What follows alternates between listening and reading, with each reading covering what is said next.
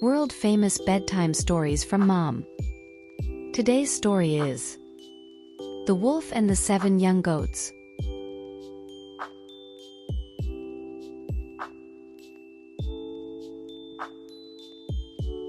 On a bright spring morning, 7 tiny baby goats were frolicking happily under the sunshine. Watching them, Mother Goat gathered her children and spoke cautiously. "Kids, today Mom will have to go to the forest for a while. While I'm gone, remember this one thing. A wolf might come, so you must never open the door." "Mom, how will we know if it's the wolf?" asked the youngest with eyes full of curiosity. "The wolf's voice is not gentle like your mother's, and his hands are not white. He has a rough voice and black hands." "Yes, Mom. We'll be careful. Don't worry," the 7 baby goats answered in unison. Mother Goat hugged her children one more time before heading to the forest. After seeing their mother off, the baby goats went back inside to play joyfully.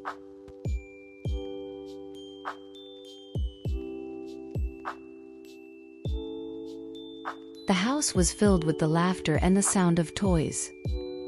Suddenly there was a knock on the door. "Kids, open the door.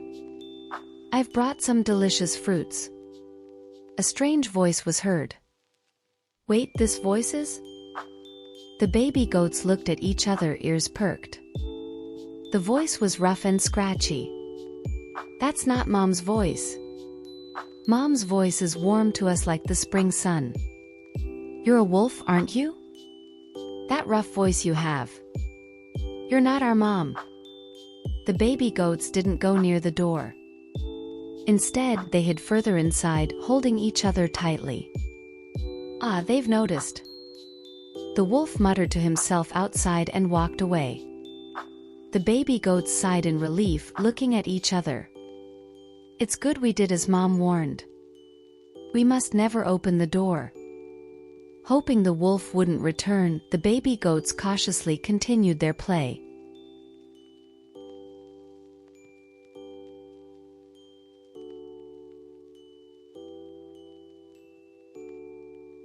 Angry that the baby goats didn't open the door, the wolf didn't give up.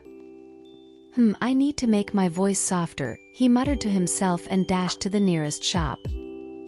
As soon as he entered, he grabbed some chalk, smiling widely. "This is it," he said, putting the chalk in his mouth and crunching it. After eating the chalk, his voice magically became much softer.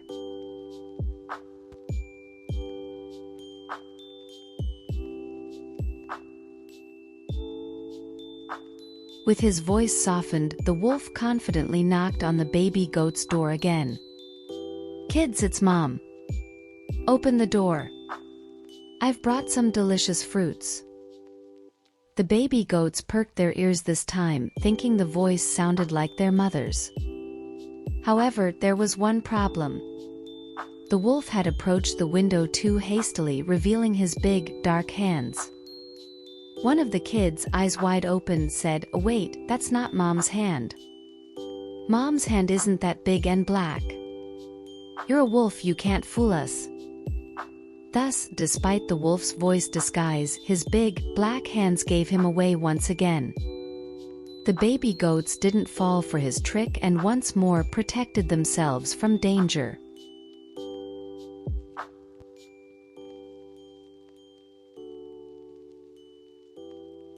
The wolf was found out again but still didn't know to give up.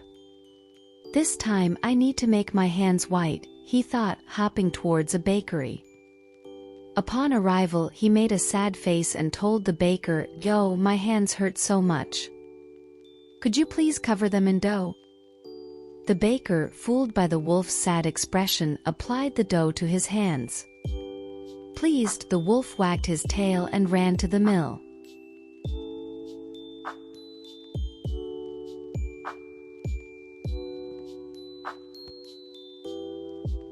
Arriving at the mill, the wolf used the same tactic. "Please sprinkle some white flour on my hands. It might ease the pain." The miller was also deceived and sprinkled the flour generously. Now the wolf's hands looked just like the baby goat's mother's. Thinking he had succeeded, the wolf couldn't hide his excitement and rushed back to the baby goat's house. "Kids, will you open the door? Mom has brought some delicious fruits." The wolf knocked and spoke. The baby goats were cautious at first, but this time, seeing the wolf's hands turn white, they were a bit mesmerized. "Can we see your hand to make sure it's really Mom?" one of the baby goats asked cautiously. The wolf, thrilled, stretched his hand through the window, and the baby goats, seeing the white hand, finally opened the door. "Oh, the hand is white? It must be Mom." Thus the wolf managed to deceive the baby goats with his hand disguise and finally entered the house. However, the baby goats soon found themselves in great danger.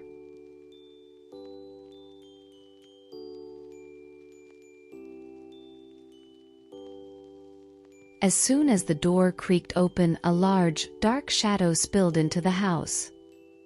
It was the wolf. Upon entering, he roared loudly, announcing, "I'm here, baby goats." Hearing this, the baby goats, as if struck by lightning, panicked and started looking for places to hide. "Quick, hide," the eldest whispered, leading the second and third. The house quickly filled with the sound of tiny footsteps as each goat frantically sought the safest hiding spot.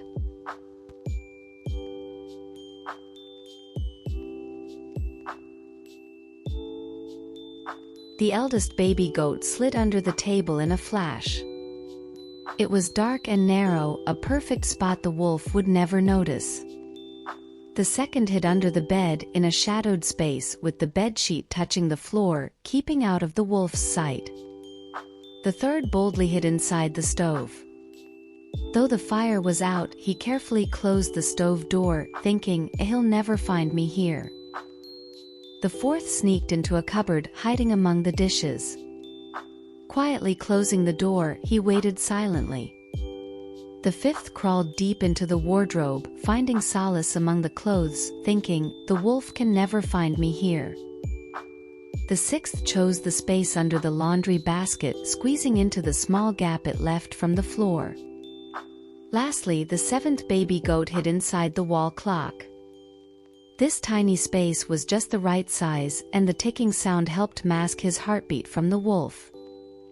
The baby goats, hiding in their spots, heard the wolf's footsteps getting closer. They held their breath, hoping he would pass by. The house was filled with tension, only the careful breathing of the goats breaking the silence. Would the wolf find all the baby goats, or would their cleverness outsmart him?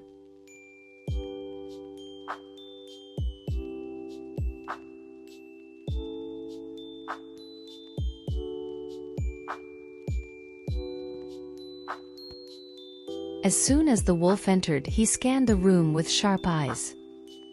"Baby goats, where are you hiding?" he said slowly, wandering through the room. His large nose busily sniffed the air, trying to find the hidden goats. First, he reached under the table. "Aha! One is hiding here," he exclaimed, swallowing the eldest baby goat whole. Then, under the bed, he found the second, trembling. "You're here too," he gulped down another. One by one, he found the baby goats hiding in the stove, cupboard, wardrobe, and under the laundry basket, swallowing each.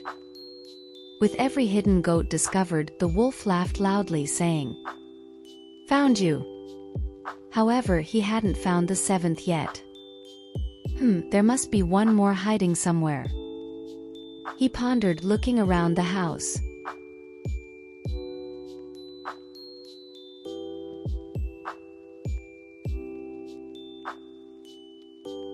Despite searching the house, the wolf couldn't find the seventh baby goat. "Oh, I'm feeling full. Have I found them all?" he wondered aloud, eventually leaving the house without discovering the seventh. Reaching a sunny meadow, he found a shady spot and lay down. "Ah, sleepy. Did I eat too much?" He soon fell into a deep sleep. Meanwhile, the seventh baby goat, hiding in the clock, cautiously peeked out. Seeing the wolf leave, he breathed a sigh of relief. Phew, I'm safe. But then he started to worry about finding his family, knowing he had to act while the wolf was asleep. Everything will be all right when Mom comes back, he encouraged himself, preparing to do something before the wolf awoke.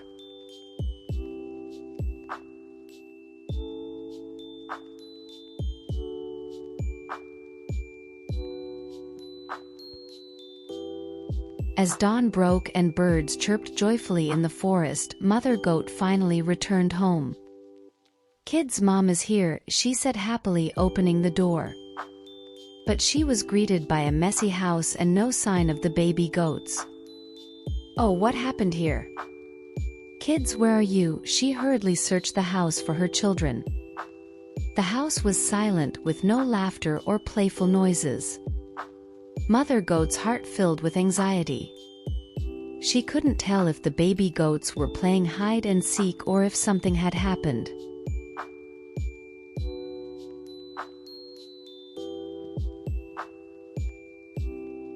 While searching the house, Mother Goat heard a faint voice from the wall clock. "Mom, I'm here. I'm hiding in the clock."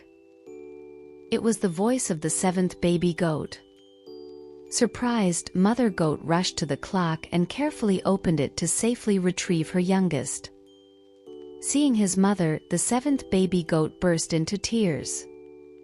"Mom, the wolf came and swallowed all my siblings." Hearing this, Mother Goat was deeply shocked. "What? The wolf took our babies?" Her heart filled with deep sorrow and anger. She took the youngest and went outside, heading to the meadow where the wolf was last seen to confirm the fate of her children. There, they saw the wolf sleeping peacefully. Mother Goat carefully examined the wolf's belly, noticing it seemed to move strangely. "Look, the wolf's belly is moving. Could our children still be alive?"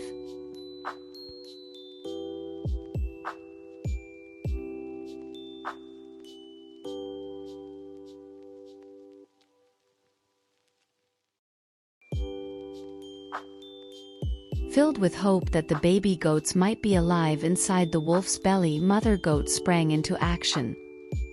She ran home to fetch scissors, thread, and a needle. "Don't worry, kids. Mom is going to save you now." She carefully placed the scissors against the wolf's belly and started to cut gently.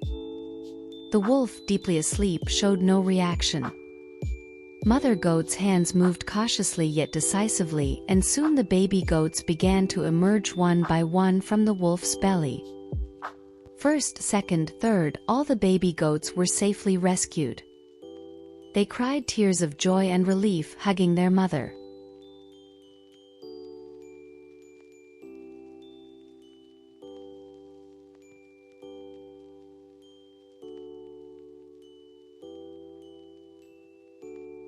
After safely rescuing all the baby goats, Mother Goat decided to teach the wolf a lesson to ensure he would never attempt such a thing again.